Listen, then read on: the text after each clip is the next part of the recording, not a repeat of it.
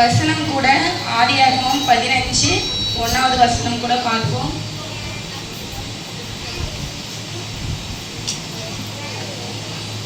நான் உனக்கு கேடகமும் உனக்கு மகா பெரிய பலனுமா இருக்கிறேன். இந்த வருஷத்தோட வாக்குத்தத்தை எனக்கு நிச்சயமாகவே ஆண்டவர் எனக்கு கேடகம்னா எனக்கு என்ன அர்த்தம் தெரியல. ஆனால் நான் ஒருத்தவங்க கிட்ட நான் கேட்கும்போது சொன்னாங்க, அது ஷீல்டு, கவசம் அப்படி சொன்னாங்க.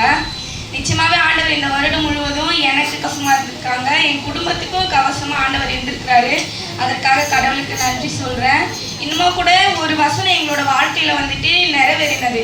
இந்த வாக்கு தத்துவமும் நிறைவேறினது, இன்னொரு வசனமும் நிறைவேறினது. ஒருவன் எனக்கு ஊழியம் செய்தால் பிதாவானவர் அவனை கனம் பண்ணுவார் அப்படின்னு சொல்லிட்டு அந்த வசனம் கூட நிறைவேறினது. அந்த சாட்சி என்னுடைய கணவர் பகிர்ந்து கொள்வார்.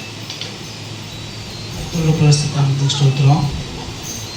இந்த சாட்சி என்னன்னா, நாங்கள் கல்யாணம் ஆகி 2 வருஷமாக குழந்தை இல்லாமல் நிறைய கஷ்டப்பட்டு நிறைய பேர் சொன்னாங்க, ஹாஸ்பிட்டலுக்கு போங்க, அங்கே போங்க, இங்கே போங்கன்ட்டு. ஆனாலும் எனக்கு விருப்பம் இல்லை. அப்படி இருந்தோம். ஹாஸ்பிட்டலுக்கு போகலான்னு போகும்போது நாங்கள் என்ன பண்ணோன்னா, வீட்டில் ஜெபம் பண்ணி சீட்டு போட்டு பார்த்தோம், ஹாஸ்பிட்டலுக்கு போகலாமா இல்லை கர்த்தரை நம்பலாமா அப்படின்ட்டு. சீட்டை போட்டு பார்க்கும்போது கர்த்தரை நம்பலாம் அப்படின்ற மாதிரி ஒரு மெசேஜ் வந்தது.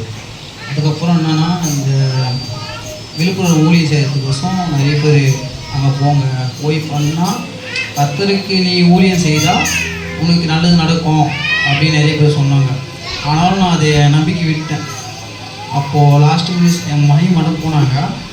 எனக்கு ஒரு மைண்டு எப்படின்னா, சரி நீ போயிட்டு நீ பண்ணு, உன் நடக்கும் அப்படின்னு ஒரு மைண்ட்ஸ் இருந்தது. அப்போ லாஸ்ட் மினிட்ஸ் தான் போனேன். ட்ரெயினே விட்டு நான் தனியாக போனேன். தனியாக போயிட்டு அங்கே ஊழியம் பண்ணும்போது எனக்கு போகும்போது கூட ஃபர்ஸ்ட் நாள் ஒரு மாதிரி இருந்துச்சு, ஒரு மாதிரி இதெல்லாம் பண்ணணுமா அப்படி இருந்துச்சு. அப்புறமா அங்கே போயிட்டு அந்த பசங்க கூட இருக்கும்போது அந்த ஊழியம் நடத்தும் போது நல்லா இருந்துச்சு. அந்த பசங்க நல்லா பழகுனது, அந்த பசங்களுக்கு நம்ம கூட நல்லா இருந்தது, நம்ம சொல்கிறது அவங்க கேட்டது, அதெல்லாம் பண்ணும்போது நல்லா இருந்துச்சு. நாங்கள் பண்ணிட்டு வந்து 2 மாதம் 1 மாதம் கழிச்சு எங்களுக்கு பாப்பா நின்றுச்சு. அதுவும் பெரிய ஒரு இது என்னன்னா, நாங்கள் பைக்கில் பெரிய பள்ளிக்கு போயிட்டு வந்திருந்தோம். அதிகமாக நாங்கள் அதை எதிரே பார்க்கல, நிற்கும் அப்படின்னு பாப்பா நிற்கும், நாங்கள் எதிரே பார்க்கல. பைக்கில் போயிட்டு வந்தோம். அந்த மாதம் சிக்கன் அதிகமாக சாப்பிட்டாங்க எங்கள் மனைவி அந்த டைமில். அதுவும் நாங்கள் அதை நினச்சி கூட பார்க்கல. பைக்லேருந்து வரும்போது வீட்டுக்கு வரும்போது ஸ்பீடாக வந்தோம். ஸ்பீடாக வந்து ஒரு பழத்தில் கூட ஸ்பீடாக விட்டு நான் பைக்கை அது கூட நடக்குமான்னு நினைக்கல.